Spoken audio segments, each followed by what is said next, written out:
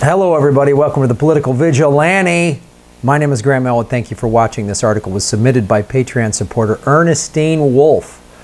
For $5 a month, you get to submit a topic or a story for me to cover, which is really cool because you guys get to then have a say in what we talk about, and you've made me aware of a lot of issues out there that I was not aware of, which is a great way for all of us. What do? We make Gotham great again. Come on now.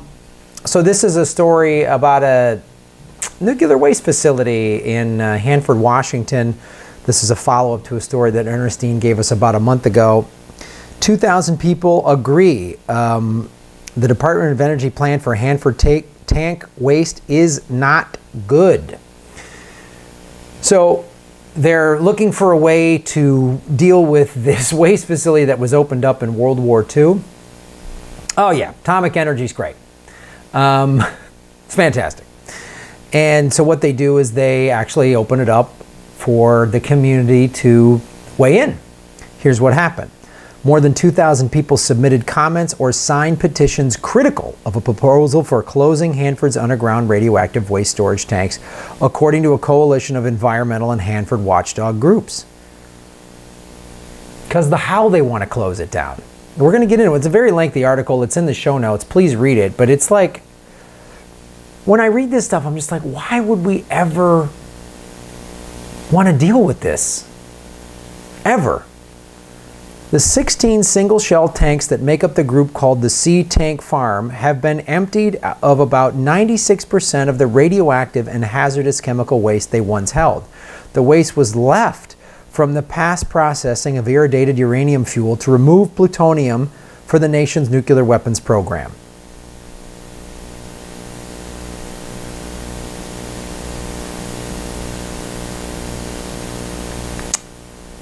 The Department of Energy has proposed stabilizing the tanks, which still hold about 64,000 gallons of nuclear waste. All right.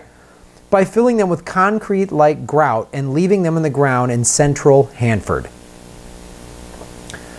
Well, let's just hope none of you live near this place. Here's Hanford right here. Here's Seattle, Washington. Here's Vancouver, Washington, which is right across the river from Portland, Oregon. Here's Hanford. There's Spokane and the Tri-Cities. This is the area. The Central Plateau, the tank farms, the Sea Tank Farm, the waste treatment plant, 200 West area, 300 East area. Look at this. Doesn't that look great?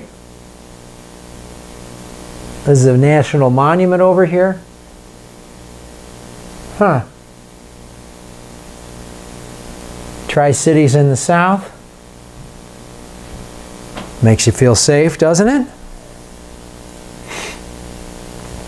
You guys remember that story of that time they had a bunch of solar panels on this big government building, and then they basically broke because under the sun, and they emitted all this harmful gas? Do you remember that? And there was that big cloud from the solar panels that was then going near that city. You remember that story? You want to know why you don't remember it? Never happened. That doesn't happen with solar panels.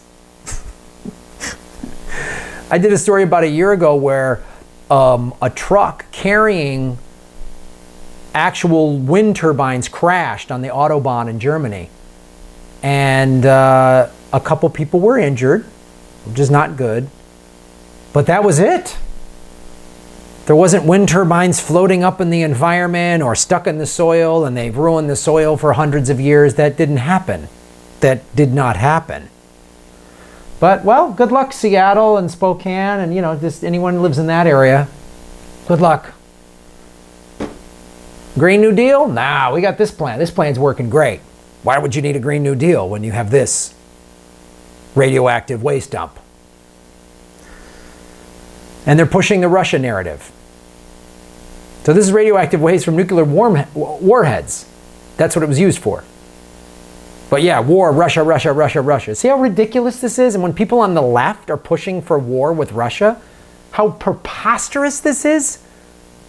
This is just the waste from building them. Imagine what happens when they're detonated. Everyone wants to go to war with Russia and China? The corporate media doesn't say this is insane. There's no anti-war voice on the corporate media. They just talk about what the war would look like. It would look like the end of life on Earth. The goal for emptying leak-prone single-shell tanks, leak-prone, is to remove an average of 99% of the waste from the tanks. But if DOE tries 3 technologies to remove waste from the enclosed underground tanks and can get no more out, it can be allowed by regulators to stop retrievals.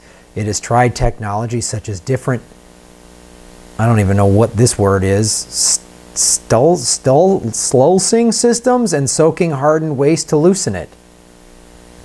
What the fuck word is that? Sluicing. Sluicing.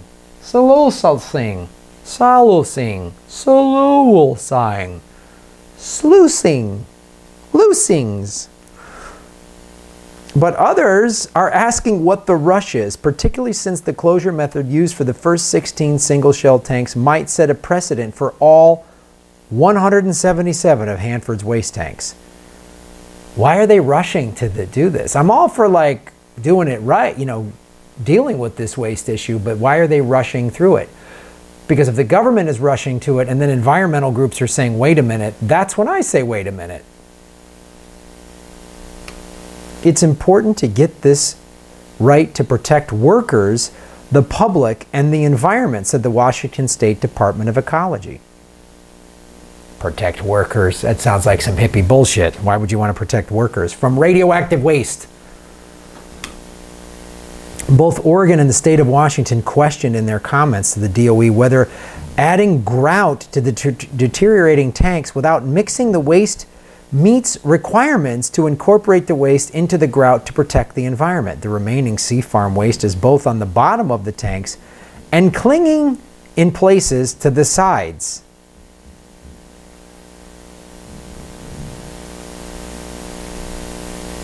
About 201,000 gallons of radioactive waste is estimated to have leaked or spilled into the soil in the sea tank farm, according to the Yakima Nation. Oh, wow. This is horrifying. 201,000 gallons of radioactive waste. Estimated. And why are we building pipelines? Why are we even talking about this? The Green New Deal doesn't do any of this crap. We need to get rid of these horrible, harmful fuel sources. Put money and research into more tech. I mean, I was arguing with this with a friend of mine like 10 years ago, and he's like, oh, but nuclear's safe. And I go, but no, it's not. If a solar panel breaks, that doesn't cause this 201,000 gallons of radioactive waste. Why are we even messing with this? Green energy is here. It's working. People are using it all over the country and all over the world. We just need to use more of it. We need to be more efficient. We need to put research into developing more green energy. We got to get behind it. We need like a green energy lobby to really just start getting in there. Thanks for supporting the show, you guys. Thank you to Ernestine Wolfe again for being a patron. Thank you to all the patrons. If you want to support the show, go to patreon.com/Graham Elwood. Also, Progressive Comedy Tour dates for 2019. We just added Houston. We've added Fort Worth, Texas, Pensacola. And then all through Florida in January, guys. Gainesville, Coral Gables, or Orlando. You might know it as Jamlando, Jacksonville. Come join us on the road, everybody. Thanks for watching.